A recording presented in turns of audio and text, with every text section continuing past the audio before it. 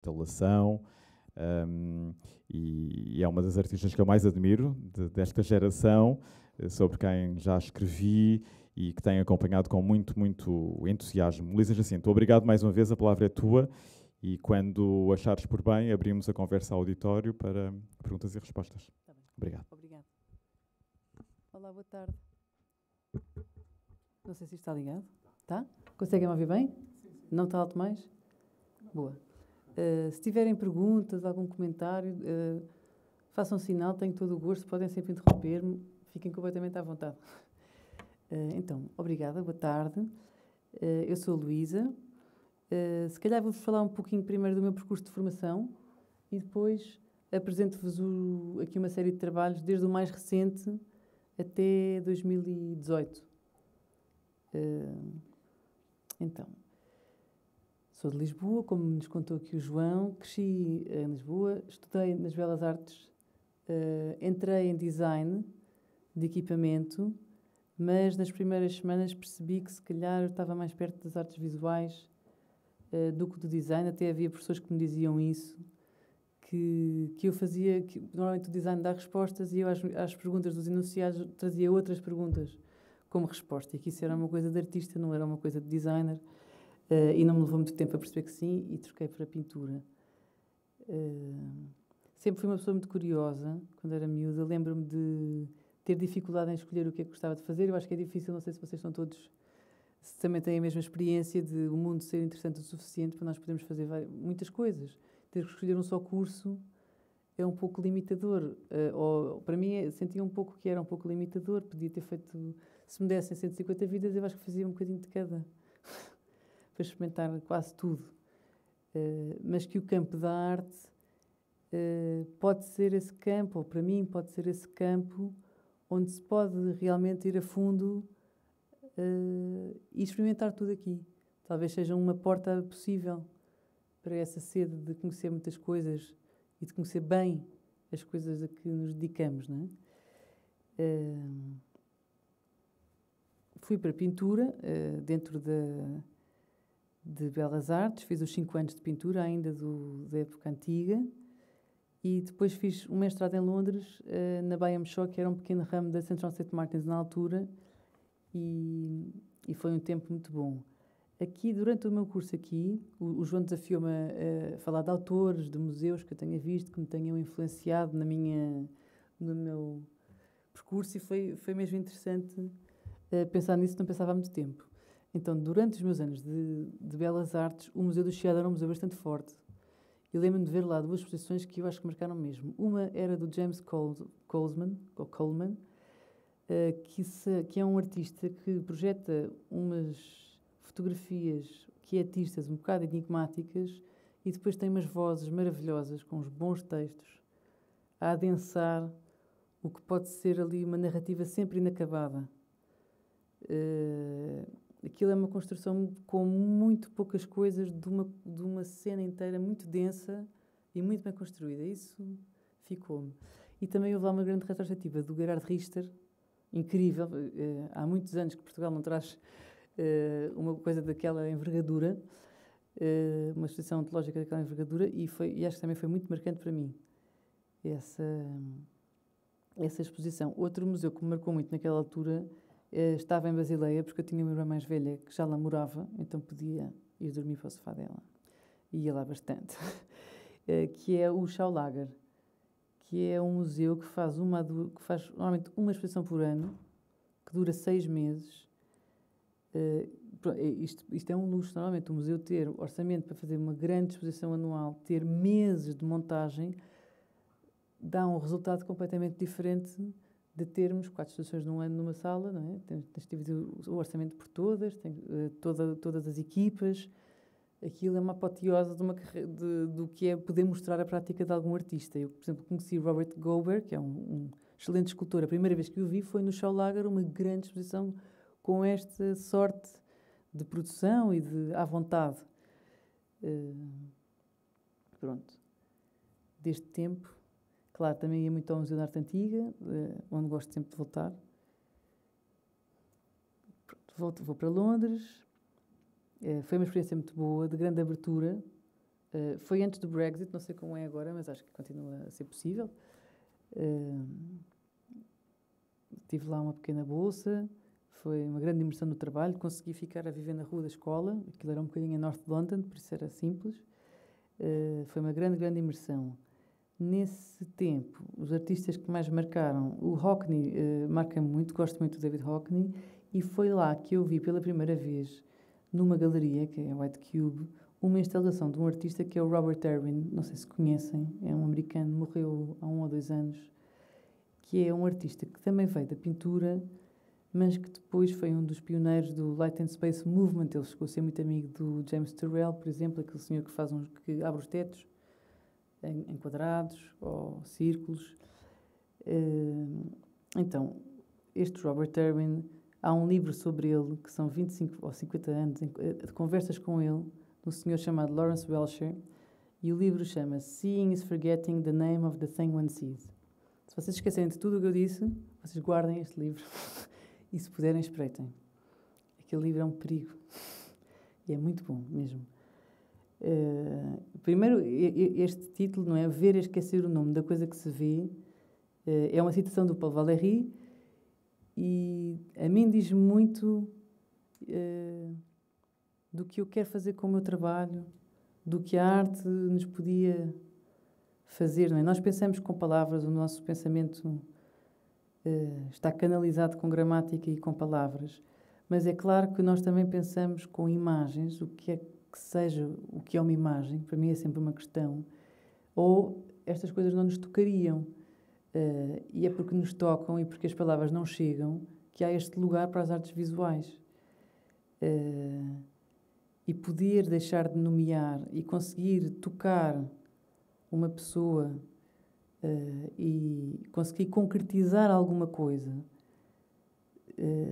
que nos toque e que nós sabemos que alguma coisa ali é real, ainda antes de nos preocuparmos em dar-lhe um nome, isso para mim realmente é uma coisa bem feita. Pronto. Será uma coisa feliz. Não sei se isto está a fazer muito sentido, tá? Ou estou muito longe. Faz sentido? Posso continuar? Então pronto.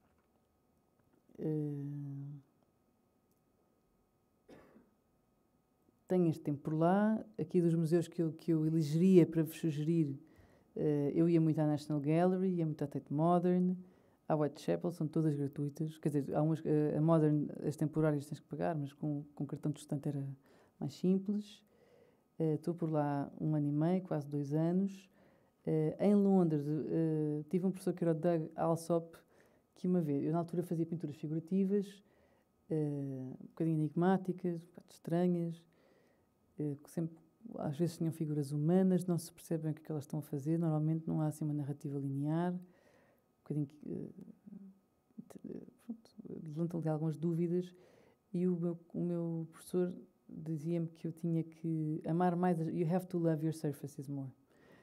Dizia que eu tinha que cuidar mais da superfície, do suporte da pintura. E acho que foi um ótimo conselho, de facto. Eu voltei para Portugal em 2010. Tinha que vir arranjar um meio de subsistência, não é? Não conseguia viver só da minha arte. Fui assistente de outros artistas, fiz traduções, fiz muitas outras coisas.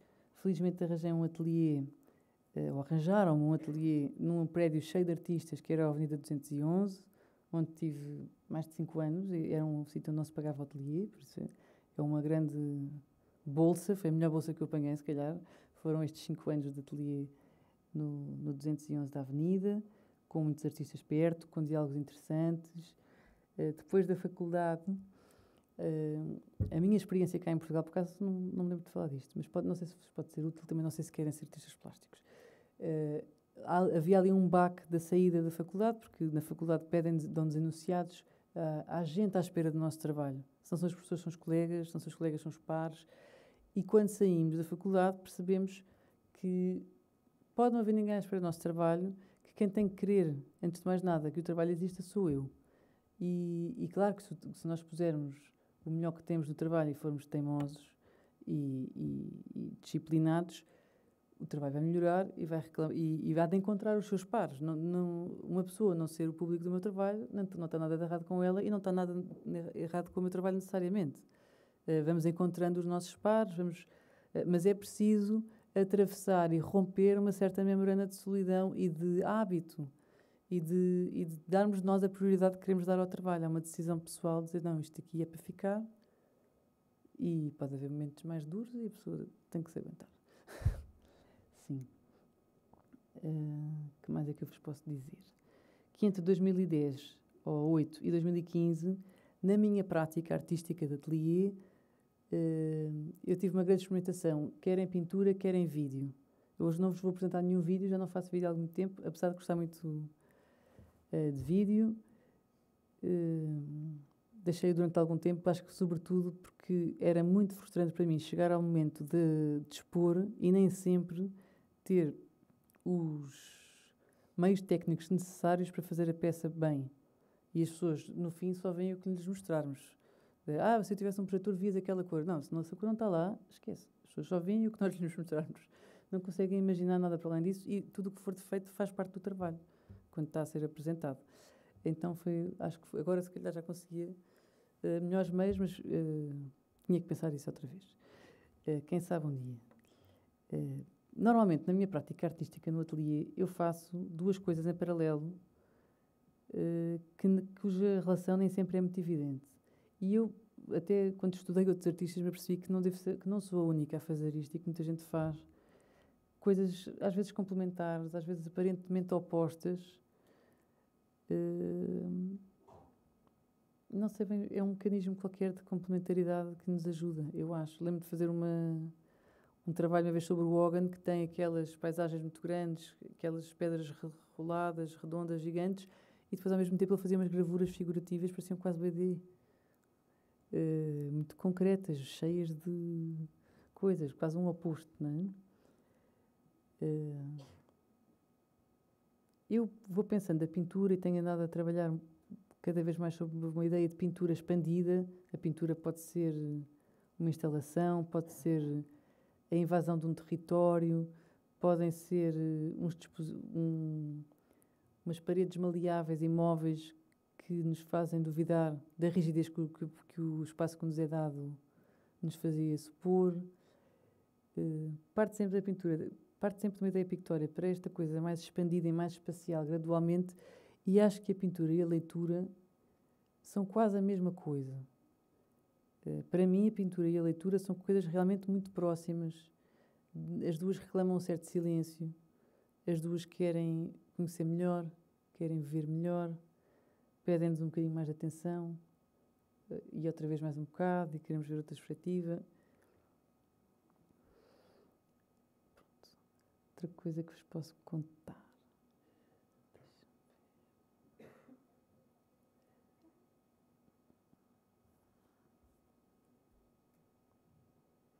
Se calhar vamos começar aqui nos trabalhos. Vou-vos apresentar imagens.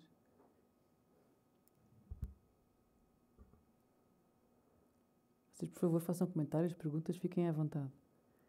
Então, a primeira exposição que vos vou mostrar foi uma que eu inaugurei há 1 semana e meia, em Madrid, e que se chama A Minha Sombra é Tua, My Shadow is Yours. Pronto. Este título parte de um livro, de uma citação de um livro do Malcolm Lowry, que é o Under the Volcano, que eu já li há muito tempo.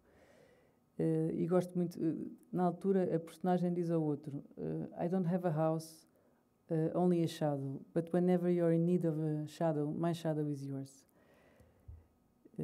Então esta ideia da sombra poder ser casa, a mim encantou-me, e pensando também no processo perceptivo, eu gosto às vezes de dar passos atrás e fazer perguntas quase parvas, não é? Verificar que tenho mesmo 5 dedos nesta mão, que nesta também tenho 5, sou capaz de os contar, sou capaz de perguntar coisas muito simples, não é? Aqui a ideia de My Shadow is Yours, quer dizer, nós só vemos porque existe sombra. Se não houvesse sombras, nós víamos tudo branco. Todas as cores que nós vemos é porque há subtração de luz sobre uma superfície. Então, a minha experiência visual do mundo é a da sombra. Ou então eu não via nada.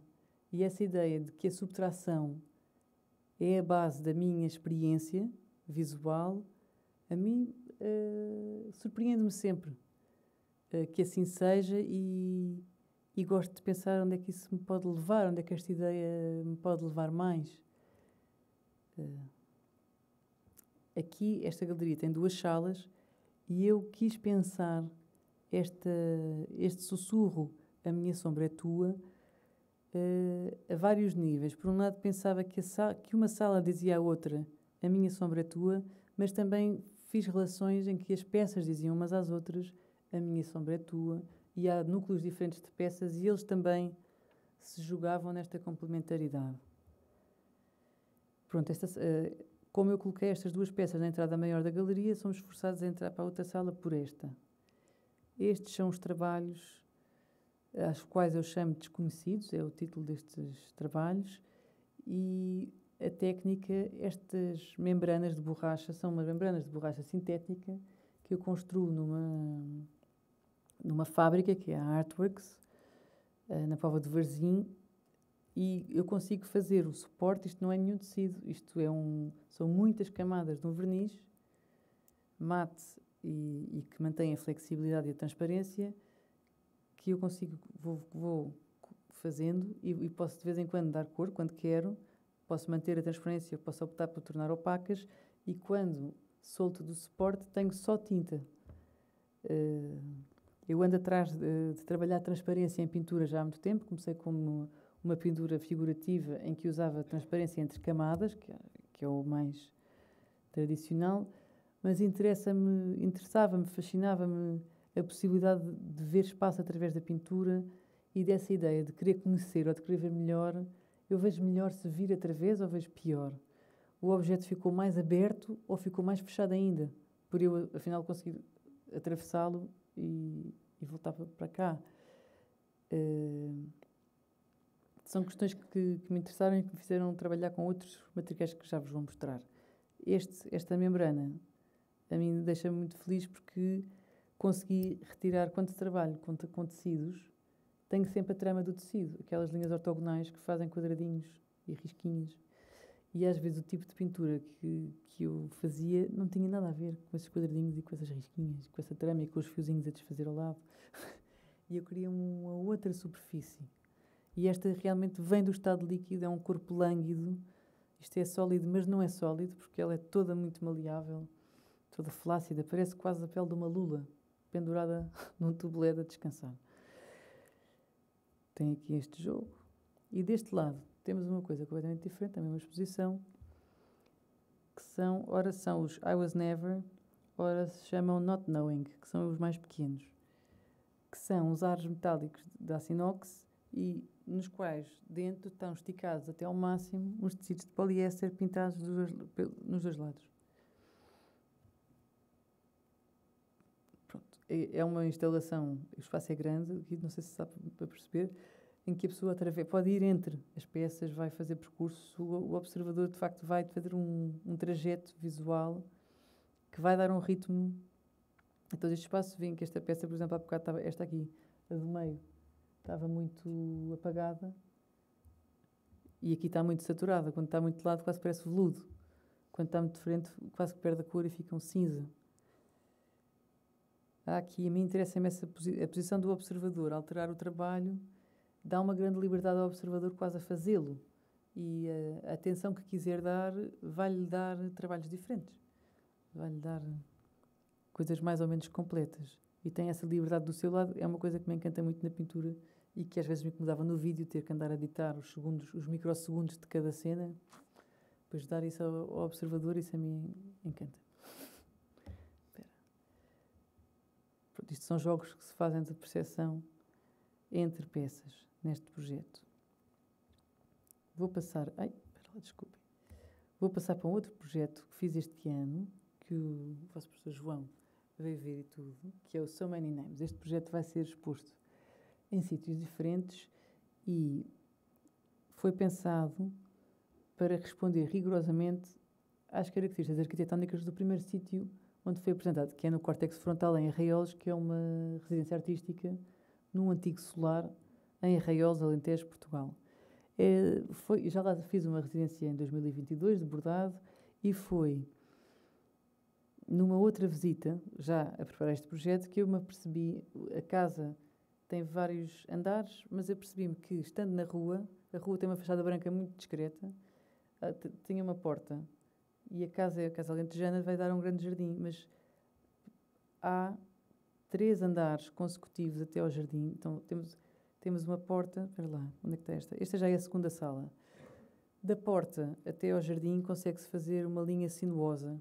Então esta minha peça, mantendo sempre a mesma altura, a casa vai descendo. Então nós temos, se fosse uma pessoa normal, entra numa sala, desce umas escadinhas, está na segunda sala, desce mais umas escadas, está numa terceira sala, desce muitas escadas e está num jardim.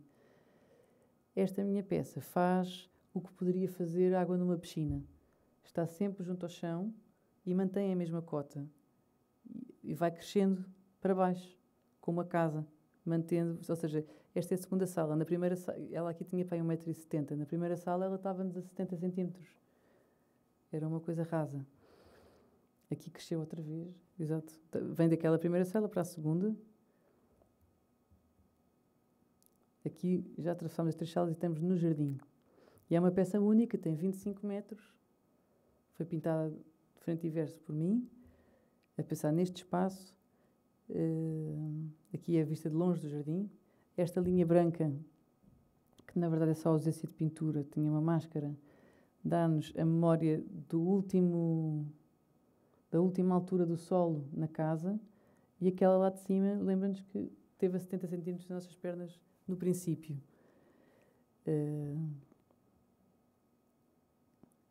Estas cores e este tipo de pintura, eu pensei primeiro numa ideia de descer, claro, e de um certo arrefecimento gradual, pensando que a Terra, em vez de ficar mais quente, ia ficar mais fria para dentro, não é? Pronto, isto vai ser apresentado noutros sítios, vamos manter sempre esta memória das escadas, essa vai ficar sempre rigorosa.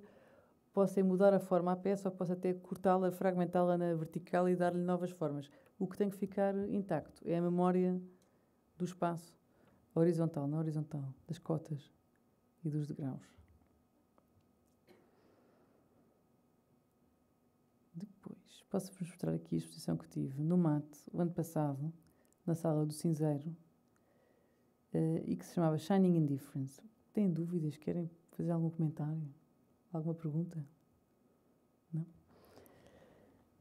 Então, nesta exposição Shining Indifference, também pus, outra vez, 2 trabalhos com linguagens bastante distintas em diálogo.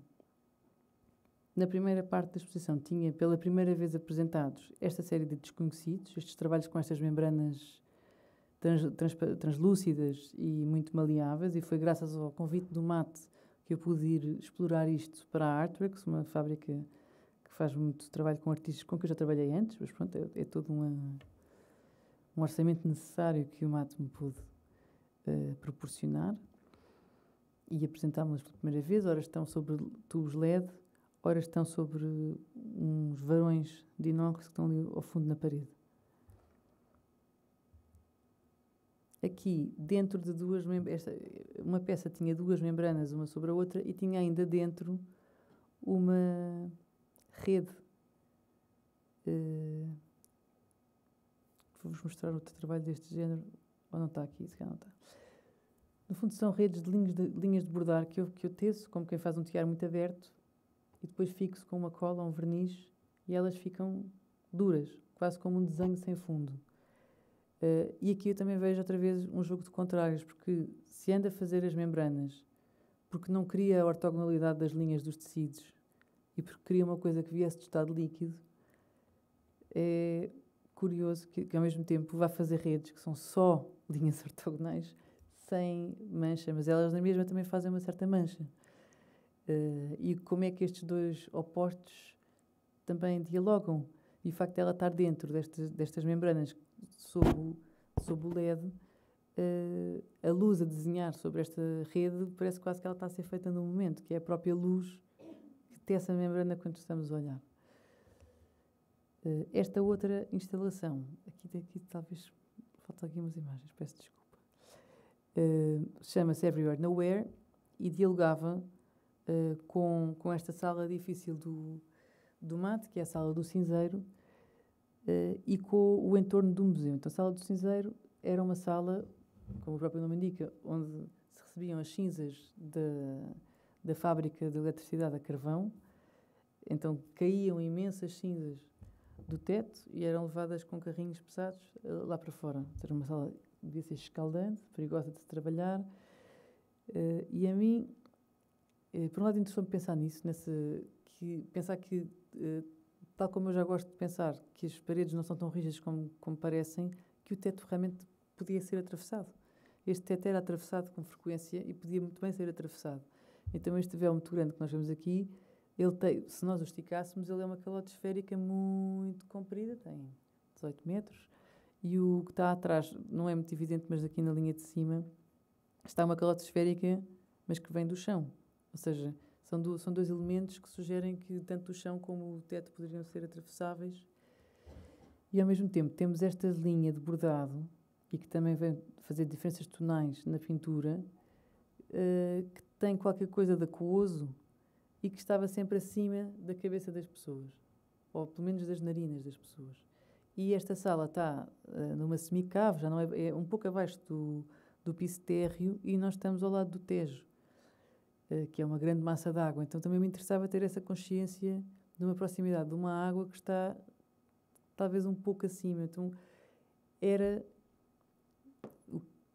eu imaginava que o ar podia ser um pouco mais denso, que podia haver um elemento desconhecido dentro da sala que não era evidente e que havia vários indícios na peça que nos sugeriam uma densidade diferente, uma dificuldade em atravessar, uma coisa que vem retrasar e jogar aqui com o espaço. E pronto, tinha também aqui uma membrana a dialogar. Este é outro destes trabalhos com linhas de bordado, que ficam desenhos, sem fundo. Ali outra vez membranas.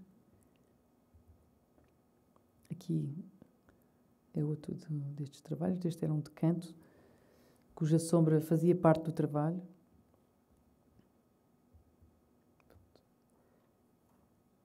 Agora vou dar outro salto 2 anos para trás e vou-vos mostrar outra exposição que tinha 2 salas bastante distintas uma da outra, que era a ideia de voltar a uma exposição aqui na Quadrada Azul, em Lisboa, e a galeria tem 2 salas.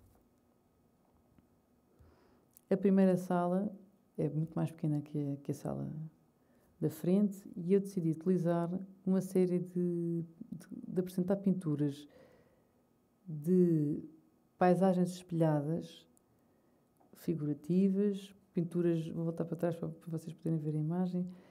Não é muito evidente, a pintura ao vivo é diferente, mas eram pinturas ricamente trabalhadas, com várias camadas, com várias técnicas diferentes. Podiam ter pastel, a tinta podia ser grossa ou fina, spray, lápis, pigmentos soltos. Aquilo é uma superfície que a pessoa vai ver com o nariz e não é o mesmo do que ir ver ao longe. Não é nada fotográfico quando se está perto. Embora aqui aparentemente possa parecer. Tinha uma série de paradoxos, de coisas quase irreconciliáveis na mesma superfície. Eu normalmente olho para estas pinturas espelhadas sempre com uma certa desconfiança. Ora de que elas estão ao contrário e que me deram o céu no chão e não o contrário. Ora de que são sedutoras demais, fáceis demais. Não sei, eu partia de tentar vencer essa fácil sedução por uma coisa mais, com uma luta maior.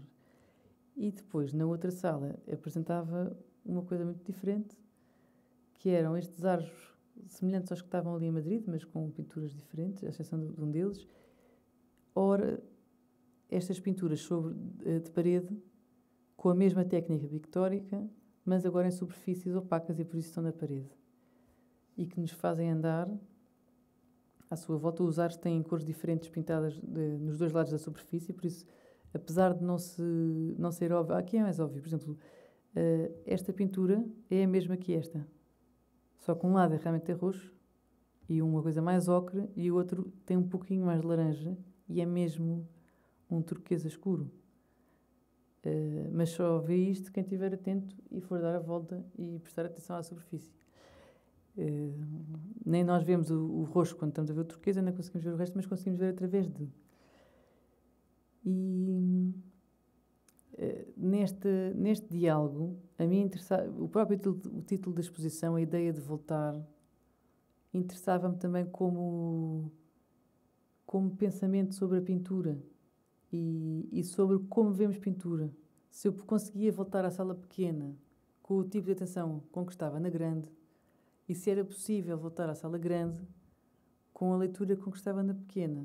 O que é que mudava na cabeça do observador entre salas e se era possível não mudar ou se era possível mudar. O que é que acontece aqui dentro involuntariamente, não é? Quando o tipo de trabalho, o tipo de imagem que se nos dá é outro.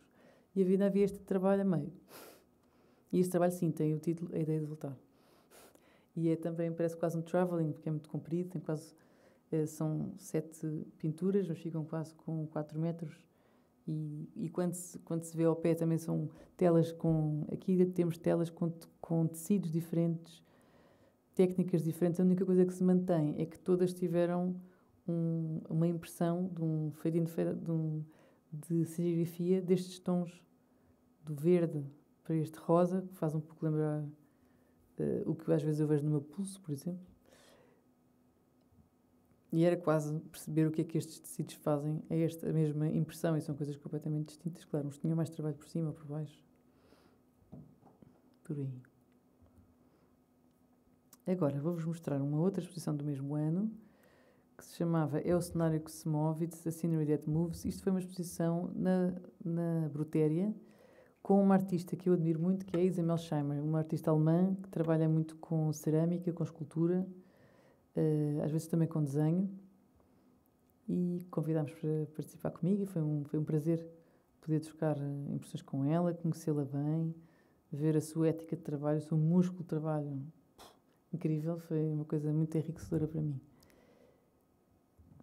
Então, nesta primeira peça, que aqui está pequenina, chamei-lhe a Peneia, e eram estas 5 quase janelas de comboios, janelas de avião, portais. Elas também tinham 2 cores bastante diferentes de um lado e do outro e estavam paralelas à fachada da galeria, mas nós conseguíamos passar. No fundo, faziam realmente uma sugestão de uma carruagem em movimento quando nós passávamos. O que passava de um lado ou do outro mudava connosco.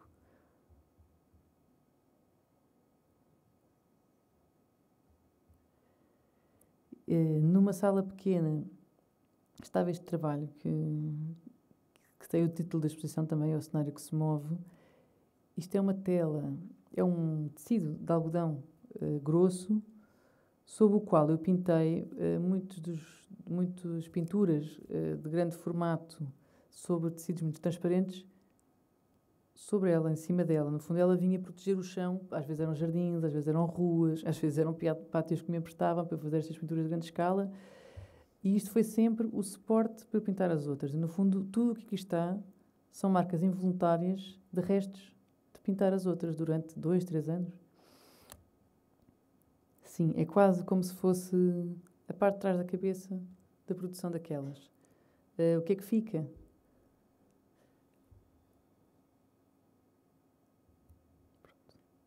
Esta é uma pintura... é a única que trago, acho eu, assim, figurativa. Venho da figuração e, quando estava na faculdade, fazia muitas pinturas sobre madeira, 10x15. Este tamanho postal a mim diz-me muito. Eu acho que foi uma vez em casa dos meus pais a ver fotografias de infância que estava a ver muitas imagens, há sempre coisas que não nos lembrávamos, outras nem sabíamos que existiam, e de ficar comovida, ficar mexida com algumas coisas e pensar assim, caramba, este formato chega e sobra. 10x15, chega e sobra. Se isto tem este poder, nós podemos pôr aqui o que nós quisermos. Outra coisa que me encanta também é essa intimidade que um formato tão pequeno exige. 2 pessoas não veem confortavelmente uma pintura 10x15. 10x15 é um mano a mano, é mais pequeno que um livro de bolso. uma pessoa vê confortavelmente, sozinha, uma pintura 10x15. E isso também me encanta. Ou mesmo no espaço expositivo, ela ser muito pequena, mas reclamar muito espaço à sua volta e precisar desse espaço, também me encanta. Um dos artistas que eu gosto muito é o Morandi, que nunca lhe vi uma peça gigante, e já vi muitos Morandis muito pequeninos, até às vezes um bocado já entalados em coletivas de grandes coleções, e apesar de estarem ali com pouco espaço, normalmente são a melhor pintura daquela sala. Mesmo com grandes mestres à volta. Há aqui uma contenção e uma concentração que me encanta muito. No primeiro andar desta exposição ainda tinha esta peça, que é sobre o mesmo poliéster, o mesmo tecido translúcido que estava nestes aros metálicos esticados. E acho que é o primeiro véu que eu faço que tem uma forma que não é a de um quadrado ou de um retângulo, que é uma coisa com uma forma própria, que se chama cedo. E este estava na parede, a montagem é só com 2 pequenos preguinhos nas pontas e tocam ligeiramente no chão.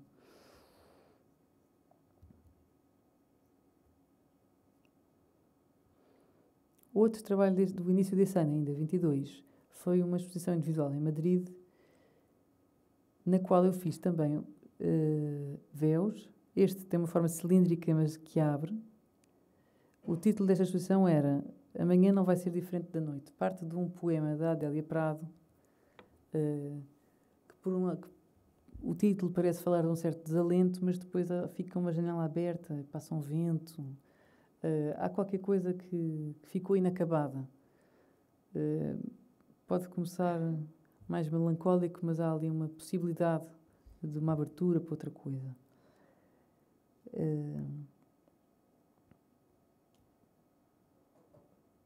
Então este era um trabalho que tinha o diálogo com outro trabalho que agarrava, que mordia. No fundo eram 2 véus. Tinha este fechado sobre si próprio com um braço aberto, um cilindro com uma cauda, e o outro mordia uma parede, agarrava-se a um canto da parede, estava ali, exatamente. E tínhamos esta série de pinturas shade, com estes tons muito quentes, em que eu andava, por um lado, escolhia tons que me tentassem fugir de uma leitura paisagística, porque ver um degradê com uma forma horizontal, se houvesse um azul ou um verde, era inevitável, as pessoas iam logo ver uma paisagem, então eu tentava ao máximo fugir um pouco disso e continuar a trabalhar com tecidos diferentes, texturas diferentes e a mesma técnica de serigrafia só aberta, só a esmagar estas cores uma na outra e ver o que é que dá e conhecer melhor os materiais, as reações, que tipo de acidentes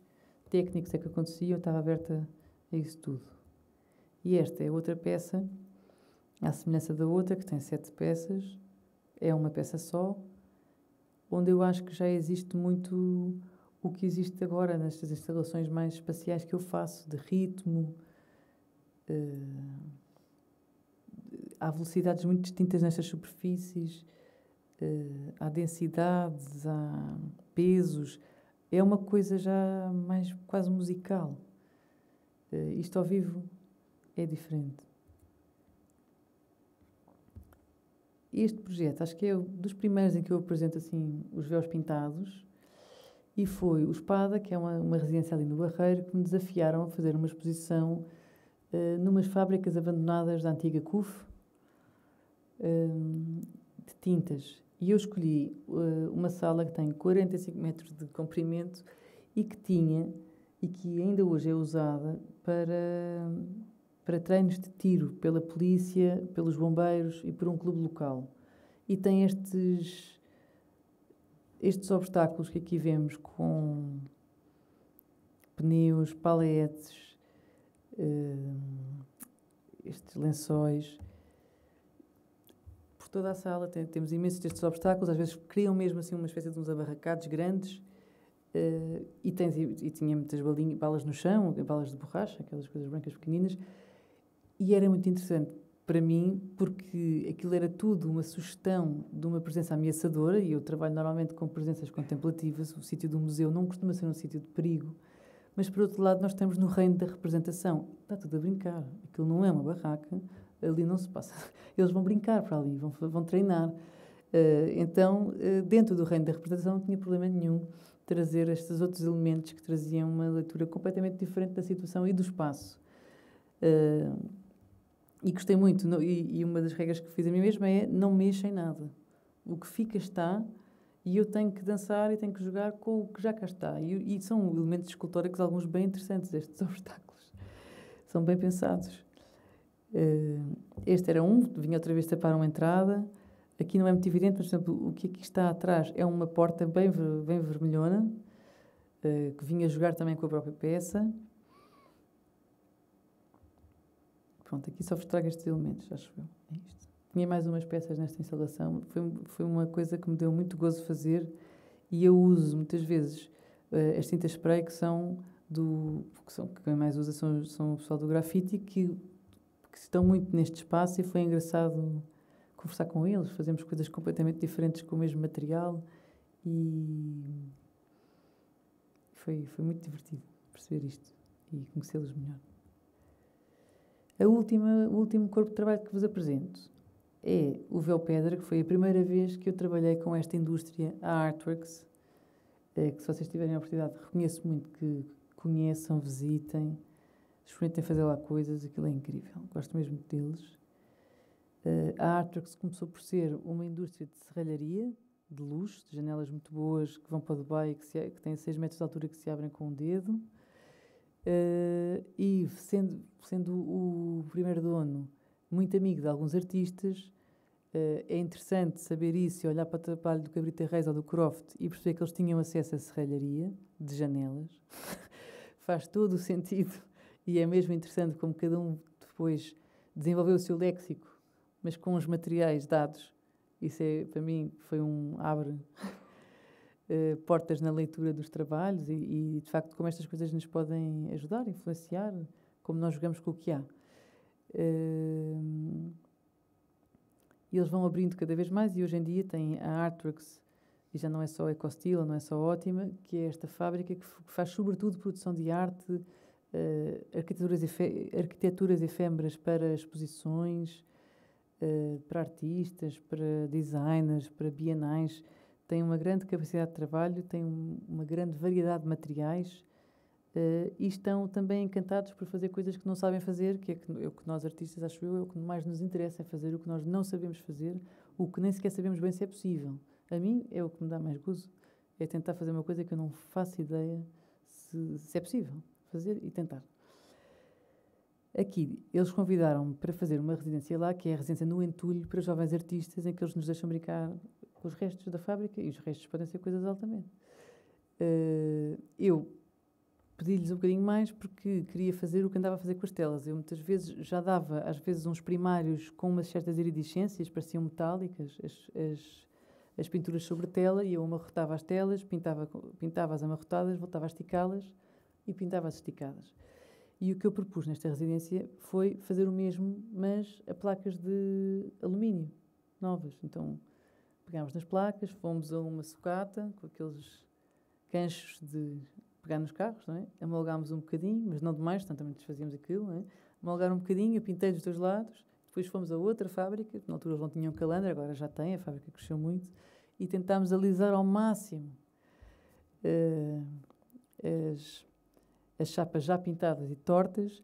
Nesse processo eu lembro-me do engenheiro desta serralharia, que era o Graça, de voltar a esticar, que me dizia: mas tem noção que isto é das coisas mais imprevisíveis que pode fazer uma chapa, isto pode partir. Eu não lhe sei, porque eu fizeram uma primeira vez, eu disse: não, isto continua torto demais, isto tem que ficar mais direito, vamos voltar. Tivemos que voltar, ele dizia: mas tem noção que isto pode partir? Eu disse: isso é ótimo. E ele disse-me: é que isto é demasiada tortura para o material. Este é o termo técnico, é tortura, está torto demais, tortura a mais. Eu pensei: uau! E o mais interessante é que, pronto, eu pintei, algumas continuei a pintá-las e outras ficaram bastante parecidas com o final do resultado da calandra. Nesta sala, que era um espaço que a Artworks teve em Lisboa, em Alvalade, eu decidi cortar o espaço em dois, com este tecido, que era este véu que tem 6 metros, e o tecido foi pintado da mesma maneira, com a mesma técnica que eu vos descrevi. Amachucava-o, pintei-o e depois estiquei. E tudo o que é a imagem ou este ritmo é a estrutura do tecido e este acidente pictórico feito frente e verso. Tínhamos estas duas pinturas que ainda remetem um pouco para uma certa perspectiva e ilusão de ótica, e a seguir temos as tais chapas. Nós também quinámos, no fundo, dobrámos duplamente as verticais, porque as obriga mesmo a endireitar mais. E, apesar de serem chapas grandes e pesadas, eram muito leves. Deram pinturas muito leves, e houve várias pessoas na inauguração que me disseram: Luís, onde é que está o metal? Gosto imenso das tuas telas, as telas estão lindas. Onde é que está o metal? Porque não era nada evidente que isto fosse alumínio. Pronto, e isso, para mim, também é uma coisa que me encanta. Essa dúvida sobre o que é isto que eu estou a olhar, as pessoas não conseguirem bem nomear aquilo para que estão a olhar. Eu gosto que isso me aconteça. Gosto dessa dúvida perceptiva. Gosto de suspeitar daquilo que os meus olhos me dizem. Eu também sou míope, já suspeito com alguma naturalidade. Mas um pouquinho mais, até de perto, isso me encanta. Pronto, olha, eu acho que é isto que eu tenho para vos dar. Vocês têm perguntas ou comentários? Bom, obrigado, Luísa Jacinto. Acho que agora temos 2 microfones, podem circular de mão em mão. Vocês passam aos colegas de público. Alguém quer abrir as hostilidades? A primeira pergunta é sempre mais difícil de fazer, mas sintam-se livres, é para ser uma conversa, este encontro também. Muito bem.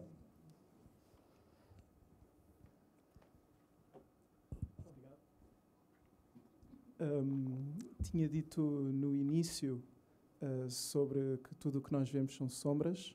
Sim. Gostava de saber como é que chegou a essa conclusão, de onde é que veio essa... Se foi algum estudo científico das cores? É assim, não, isso para mim foi uma dedução do estudo científico que a cor, a luz é branca, não é? E se for tudo igualmente iluminado, é tudo branco. E o que nós não vemos, o que nós vemos, absorve a luz, não é? Sim. Pronto, talvez... Pois é uma boa pergunta, mas para mim isto é uma evidência. Sim. Porque senão era tudo branco. É porque as coisas retêm alguma luz que nós vemos, mesmo que fôssemos daltónicos e que só víssemos a preto e branco, as escalas dos cinzentos vêm porque houve uma absorção qualquer. Mas todo o seu trabalho envolve esse pensamento?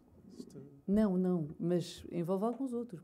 Há outras perguntas. Embora esta seja uma coisa que a mim me encanta, e perceber o que é sombra, não é? Se essa é a base. De facto, eu pinto com sombras. Lembro de uma amiga dizer: agora estou... Uma pintora que eu admiro muito, me dizer: agora anda... olha, finalmente vou trabalhar as sombras. Eu disse: que engraçado, eu só faço sombras. Todo o meu trabalho foi sempre só sombras. E ela: mas eu nunca tinha feito sombras. Ela só ela delineava, coloria, mas nunca pensava na sombra. Eu pensei: que engraçado. Nunca tinha visto o trabalho dela assim e ela nunca tinha visto o meu assim.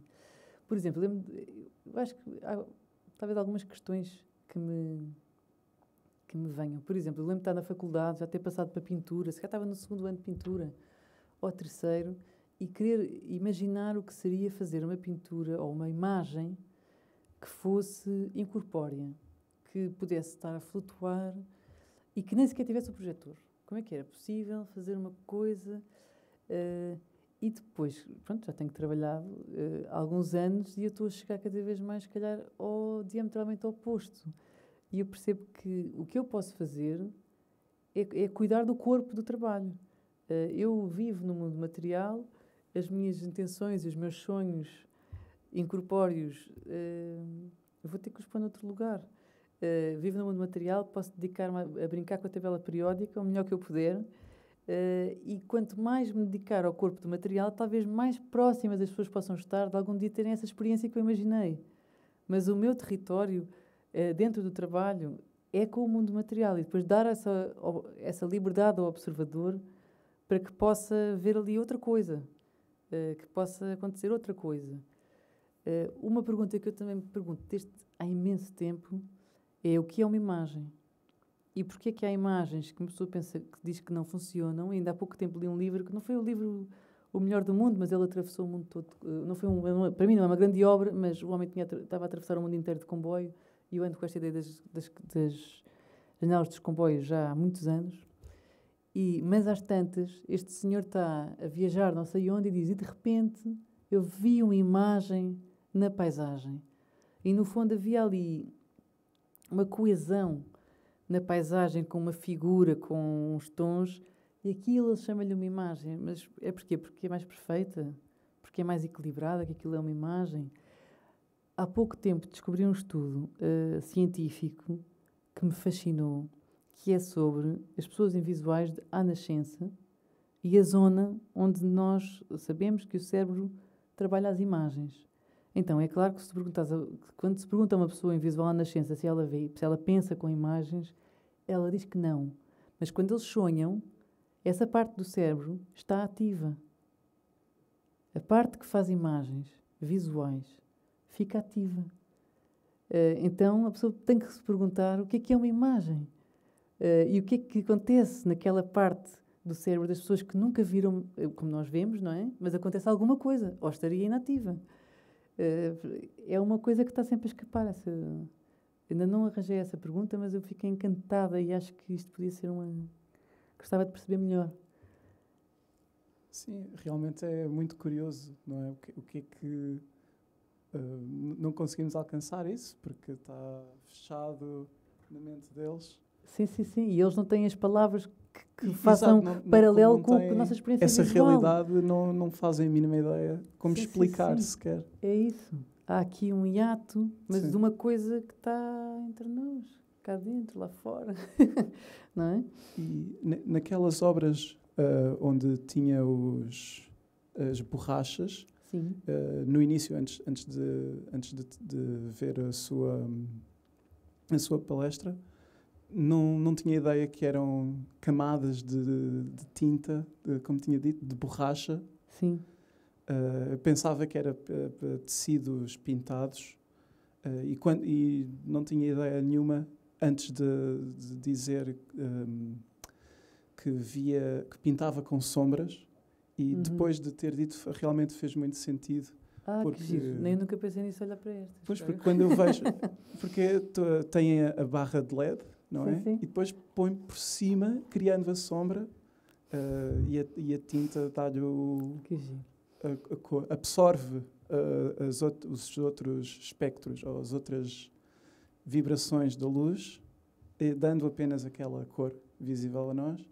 E realmente fez todo o sentido quando disse que pintava com as sombras. Que giro, nem tinha pensado nisto. Boa. Obrigada. Obrigado. Obrigado. Mais perguntas, comentários, partilhas?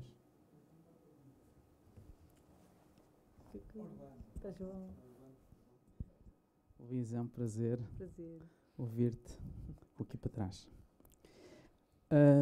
Obrigado, tens um trabalho incrível, adoro. E não vi todas essas exposições, vi algumas.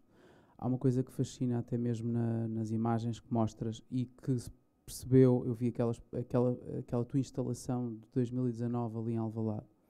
E é uma coisa que é muito evidente, é o domínio do objeto no espaço. A maneira como essas peças se encaixam no espaço, criam um percurso ao espectador ou um problema para o espectador, é de um domínio muito invulgar. Quando vemos exposições e elas implicam uma relação com a arquitetura, há um lado certeiro incrível nessas tuas decisões. E eu pergunto, do ponto de vista do processo, se tu, com espaços como naves, como a dos Estúdios Espada, se tu tens acesso ou se fazes previamente maquetes, se é uma coisa de intuição que é tão válida quanto a maquete, pronto, pergunto porque é uma curiosidade pessoal e é isso. Viva Orlando, vou ver-te. Faço sempre maquetes, quase sempre maquetes físicas. Há pessoas que gostam muito de brincar com as coisas virtuais. Físicas, grandes, Normalmente os meus amigos curadores arquitetos ficam horrorizados porque elas parecem feitas com os cotovelos completamente matarruanas e feiosas, péssimos acabamentos. Eu tenho uma irmã arquiteta que era 3 anos mais velha que eu e às vezes à noite faz assim, a entregar coisas, diz assim, Luísa, podes-me ajudar? Posso, Sara, claro que vou ajudar-te. E passado um bocado ela viu que eu estava a fazer assim, oh, Luísa, obrigada, podes-te deitar. Porque eu ia estragar o material, não consegui, aquelas coisas dos rigores dos 2 milímetros, eu sou boa noutras coisas, nessas, mas o que está certo naquelas maquetes é a escala e as cores. E quando eu, por exemplo, estes véus pintados, eu pinto-os eu. Se acho que as impressões não são boas, eu faço a escala e pinto eu. E o que está certo ali são os tons e a escala, está mesmo correta. E eu gosto muito de brincar e ajuda-me muito as maquetes antes. E às vezes consigo resolver, já me aconteceu várias vezes, chegar ao espaço e mudar radicalmente o que tinha pensado. A do mate foi uma coisa bastante assim. Mudei muito, cheguei a cortar peças para elas passarem a funcionar. E ainda bem que o fiz, porque elas não estavam bem como estavam ali. Até a cor das paredes, tudo influencia a luz, consegues ou não consegues alterar, não é? Gosto. Às vezes também pode ser bom pedir opiniões a outras pessoas, até mesmo com a maquete no ateliê, com a planta, com os trabalhos. Olha, o que é que tu vês? A minha ideia é esta. Ser porosa ou que outras pessoas também veem. Depois eu sou mesmo muito teimosa. Eu acho que os artistas são um bocado, coitados, teimosos. Mas eu gosto muito de tentar ouvir e perceber e dormir com a coisa, ter algum tempo. Sim. Obrigada. Obrigado.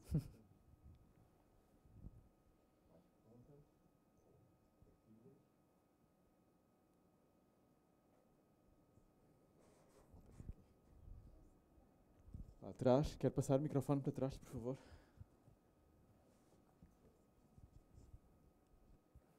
Olá, Luísa. Olá.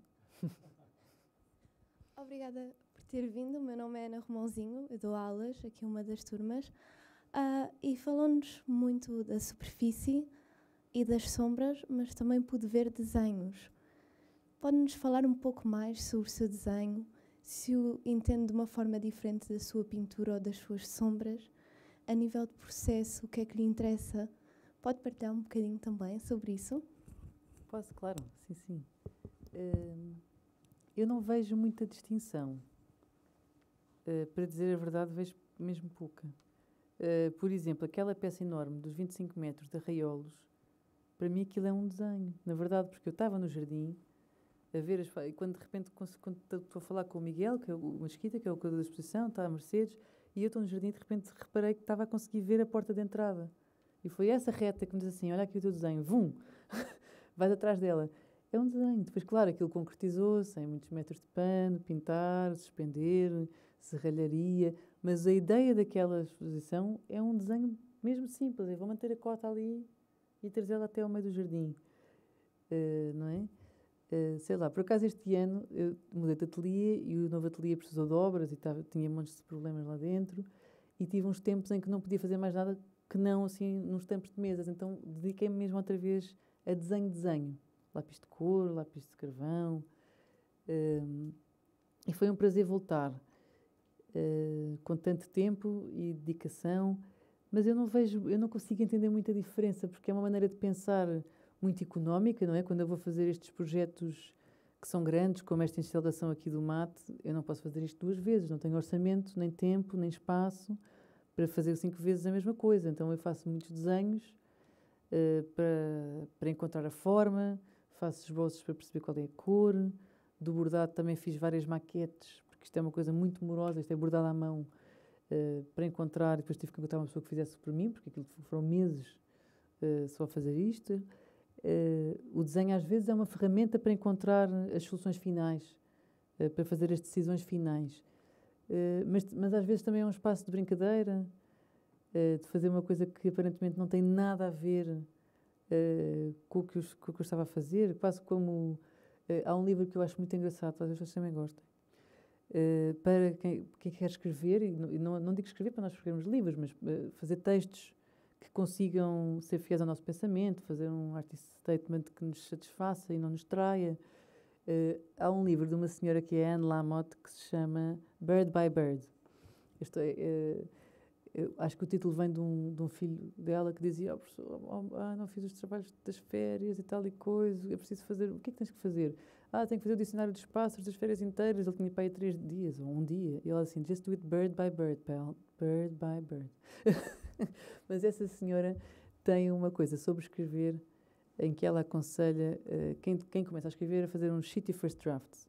Ou seja, a pessoa começa um documento. Eu conheço pessoas que fazem exatamente o oposto, que não saem de uma frase enquanto ela não estiver impecável. Pois eu sou ao contrário. Eu atiro tudo para lá. E às vezes começo sobre o tema do e-mail, sobre o tema do texto, a seguir falo de uma coisa que me está a chatear, depois outra que eu quero, depois outra que não sei o quê, e conto outra história. E o desenho, para mim, talvez seja esse espaço de grande liberdade, em que eu começo com o tema que eu achava que ia trabalhar e depois acabas noutro lugar. Que, pelo visto, eu também trazia comigo e aquilo, pronto, saiu para eu depois me voltar a concentrar, não é? Esta Anne Lamott, nestes textos, onde ela é capaz de despejar quase a lista do supermercado enquanto tenta falar do trabalho, depois também é, claro, é de uma edição sem piedade nenhuma, o que não é, não é. Mas pode ser necessário sair para lá, até para nós nos conseguirmos vir a concentrar, pode ser necessário, entretanto, vomitar tudo o que está entre nós e o nosso objeto de concentração, até para conseguirmos chegar lá melhor. E o desenho, eu acho que para mim tem essa... é muito próximo, é muito direto. Não o tenho mostrado muito. Também às vezes faço colagens, que eu também acho que são desenhos.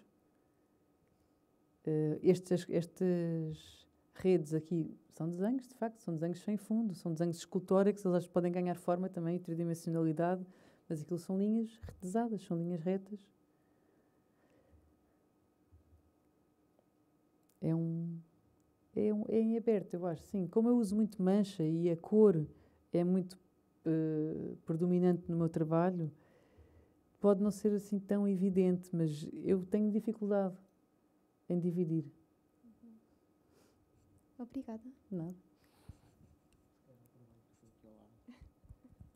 Olá, eu sou colega da Ana e do João também.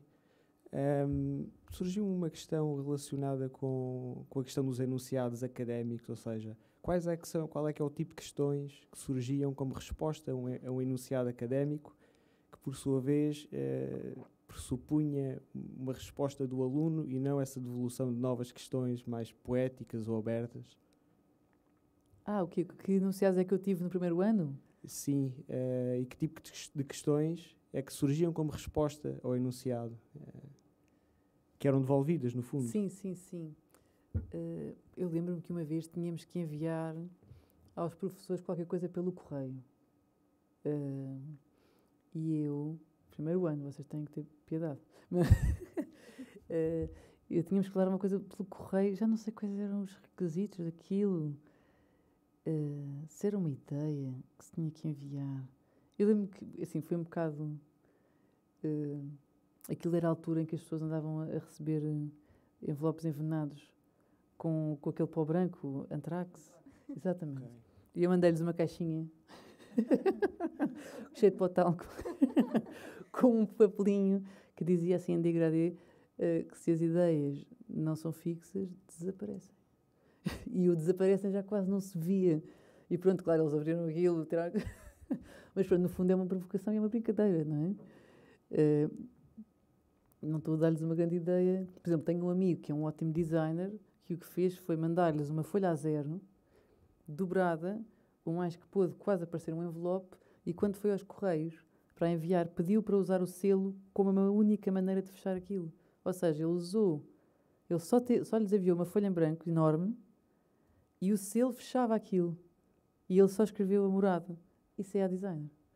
Mas também é muito boa a resposta, excelente, não é? Também achei a resposta dele ótima. Muito menos javarda que a minha, percebes? Mas não sei se me consigo lembrar de mais alguma. Essa era uma, não é?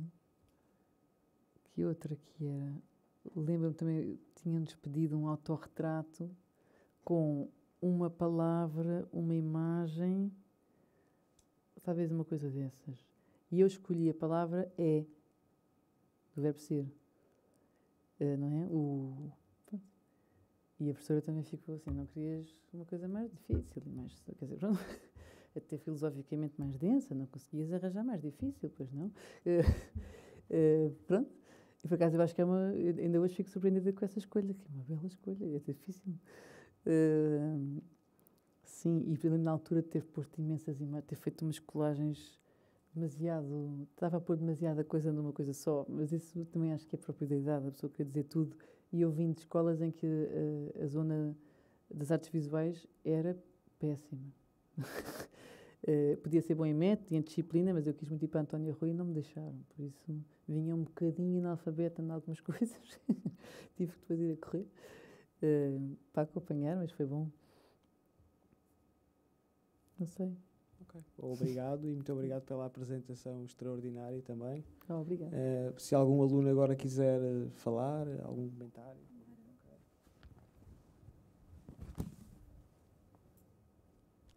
Passa, Tiago, bem, irmão. Boa tarde. Isto é mais uma pergunta assim, pessoal, mas se calhar também pode ser interessante para os meus colegas de artes visuais. Eu gosto muito da Raiolos. Fui lá a primeira vez em 2019, vou lá quase todos os anos e eles fazem aqueles eventos onde tem os tapetes na rua. E uma das vezes que eu fui lá, as senhoras que fazem os tapetes ensinaram-me mesmo na rua como fazer e eu aprendi a fazer. E já me tinham falado sobre o córtex frontal, mas eu não tinha ideia que dava para fazer residências artísticas, então pronto, gostava de saber um bocadinho mais, se possível, sobre a sua experiência com a sua residência lá. Penso disse que era sobre bordado. Foi. Sim. E pronto, como é que foi? E se calhar qual é o processo para alguém conseguir arranjar assim uma experiência artística? Sim. Eu recomendo vivamente. Então, o córtex frontal é gerido pela Mercedes Vidal Abarca, que é a dona e quem organiza, e tem muitas open calls, no fundo podem concorrer com temáticas diferentes. Esta que eu tive foi com o apoio da DG Artes, por isso, no fundo, deram-me casa. E uma semana inteira de aulas, de manhã e à tarde, workshop, não é? Com uma rapariga encantadora que sabia bordar e que nos passou imensas... Uma coisa técnica mesmo, de pontos diferentes, depois a pessoa usa como entender, não é? Passar um conhecimento técnico. E que foi muito agradável, foi muito simpático. Sei que já fizeram de tinturaria, já fizeram de selagem. Este final de verão fizeram bastantes com chefes culinários e artistas visuais em diálogo. O vosso professor João já lá esteve, também em residência. Fazem várias coisas. Eu acho que há várias modalidades diferentes de residência. Eu também já vi lá, por exemplo, pessoas estrangeiras que vêm de fora, vêm do Canadá, dos Estados Unidos e que passam lá um mês e eles próprios pagam a sua residência, mas há estas em que nos são oferecidas uma semana, 2 semanas, com técnicas. É por inscrição, normalmente pedem um portfólio, pedem uma carta de motivação, um statement, uma breve apresentação. E tal como o córtex frontal, eu acho que é interessante. Há outros sítios interessantes que vocês devem explorar. Sim. Obrigada. Nada. Vejam no site deles e nas redes sociais.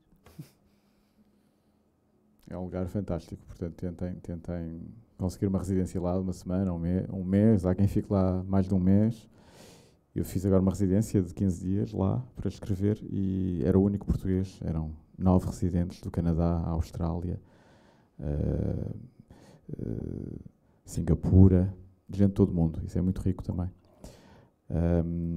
Luísa, antes de terminarmos, queria só lançar-te algumas ideias para te ouvir e fecharmos, se calhar, a sessão. Tu falas do Giorgio Morandi, que eu espero que a maior parte dos alunos conheçam, um importante pintor italiano do século XX, não é? Que pintou a vida inteira frascos, copos e pouco mais. E que é um radical, não é? Porque ficou a vida inteira dedicado aos mesmos motivos. Gostava de ouvir sobre essa insistência nos mesmos motivos, na mesma questão, durante a vida inteira, numa sociedade que nos pede permanentemente o novo, a novidade, o choque. Eu sei que essa ideia de persistir num conjunto de ideias te é cara. Gostava de ouvir também sobre o quase nada, porque é uma expressão que tu às vezes usas, hoje por acaso não usaste, mas muitas vezes dizes esta pintura que eu construí, ou esta rede é um quase nada que se mantém aqui no espaço, que reflete a luz, ou é uma mancha de cor que é um quase nada, e esse quase nada que é tudo, não é? Um bocadinho budista. Gostava de ouvir também falar sobre essa ideia. E para terminar, se calhar, que nos falasses também sobre a experiência coletiva, se calhar para os nossos estudantes é interessante, a experiência coletiva no Avenida 221, é assim? 211. 211, Sim. que é esta casa que albergou muitos jovens artistas que não tinham ateliê e que se juntaram e ocuparam esta casa, de alguma forma, e que vai ter uma retrospectiva no CCB dentro de alguns meses, não é? É já no mês que vem, eu acho. Já no mês que vem. Portanto, é um momento histórico, não é? Vermos como a união faz a força e como os jovens que não têm ateliê se podem juntar e encontrar formas de criatividade coletiva. Queres falar um bocadinho disso? Pode ser. Então, vou começar por aí. É assim, foi...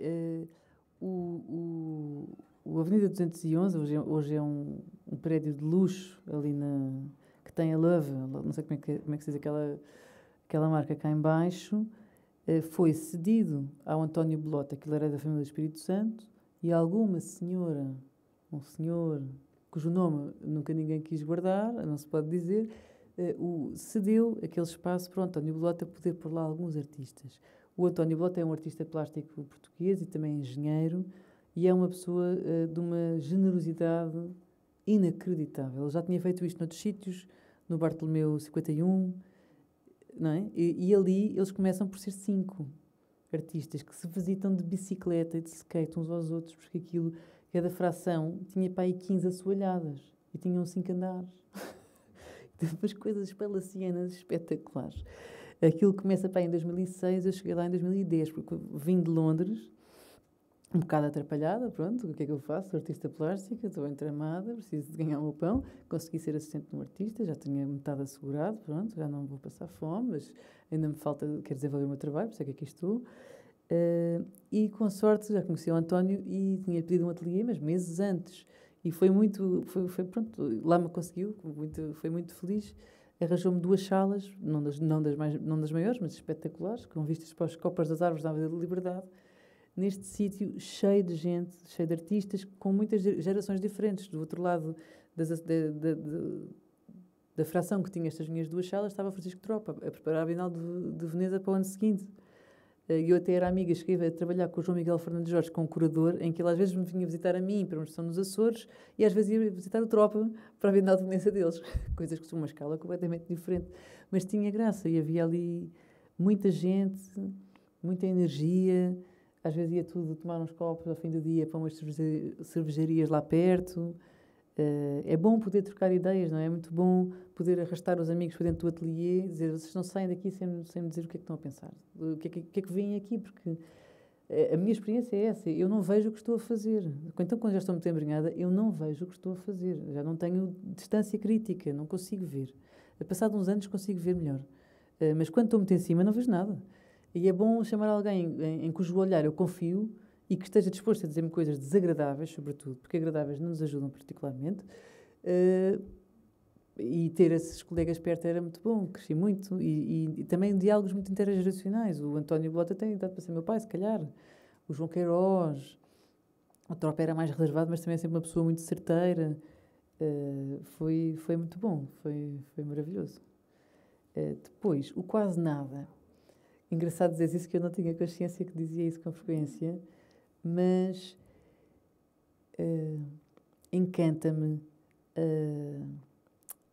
a possibilidade de uma extrema economia de meios para uma máxima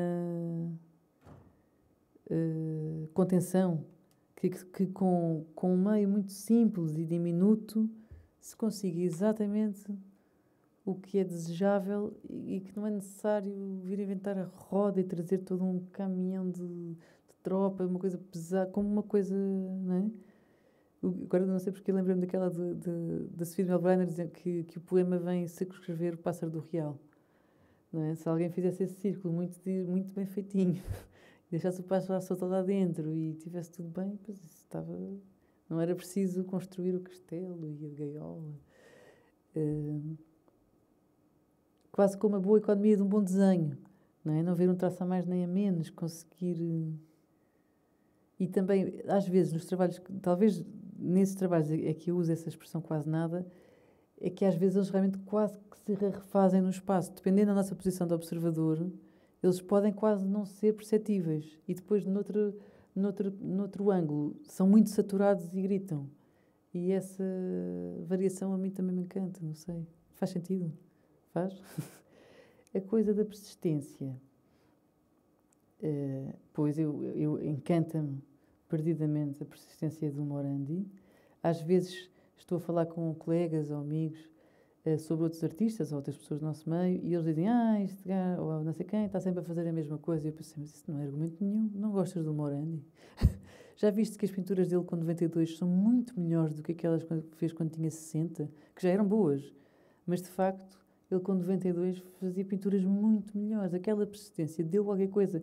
Tem graça que aquele artista de que vos falei, o Robert Irwin, que veio da pintura, mas depois nunca mais pegou num pincel para fazer uma coisa figurativa. Ele tinha ali uma cisão que eu não tenho problema nenhum, não sou nada assim, mas ele também amava o Morandi e dizia que ali havia uma condensação espacial e uma capacidade, através de tinta, de gestos às vezes pequeninos, nem são gestos de cotovelo, são gestos de pulso, mesmo curtos e com pequenas diferenças tonais de quase nada, abrir-te um espaço, fechar-te um espaço, virar-te, e com saturações incríveis. Ele percebia perfeitamente o jogo, o alto jogo que aquela pessoa quis jogar com os copinhos, os vasinhos.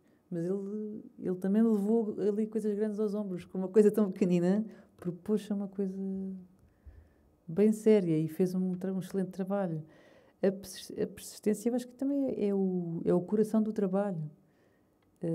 Por mais que se invente, por acaso eu tenho sempre essa sensação. E agora trouxe fechar os trabalhos até 2018, mas se eu viesse trazer até catálogos de 2010, que são formalmente completamente diferentes, eu acho que há sempre o mesmo timbre. Acho que um artista a vida inteira não consegue dizer mais do que uma ou duas coisas com o trabalho. É sempre a mesma coisa. Por mais que eu me reinvente, sou eu a trabalhar. Claro que se eu soubesse exatamente o que queria dizer, não dizia, não fazia trabalho, dizia, escrevia, estava feito, não é? É porque há esse mistério, é que há um trabalho plástico. E essa persistência espera-se que vá apurando, vá quase como aquelas reduções da culinária. Não é? Felizmente não temos que triturar os trabalhos anteriores, mas vai adensando, a pessoa vai chegando um pouco mais perto, depois faz-lhe uma finta, afinal vamos por outro lado, vamos por outro médio, vamos experimentar desta maneira. Não, agora por baixo, agora por cima. Mas é sempre para um território que não dominamos, que não controlamos, não é?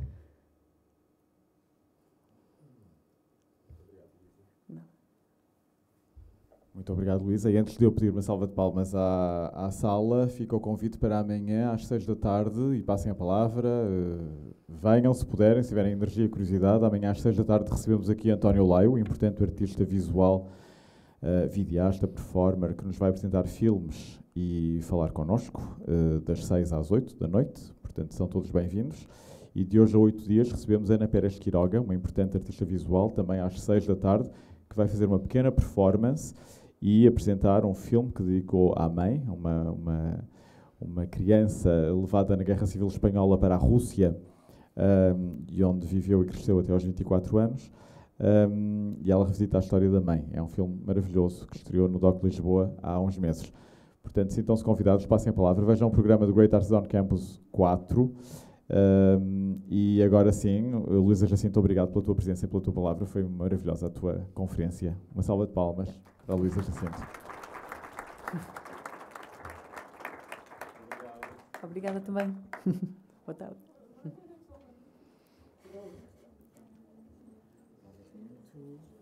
Muito concentrada, muito circunspecta.